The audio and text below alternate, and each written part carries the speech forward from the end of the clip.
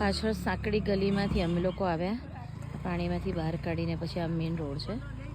અને હવે અમે ભદ્રકાળી માતાનું મંદિર દર્શન કરવા જઈએ છીએ, જેમાં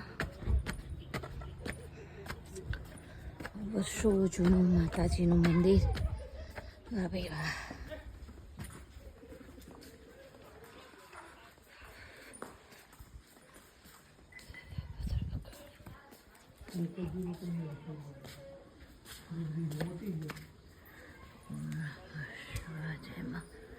જય ભદ્ર.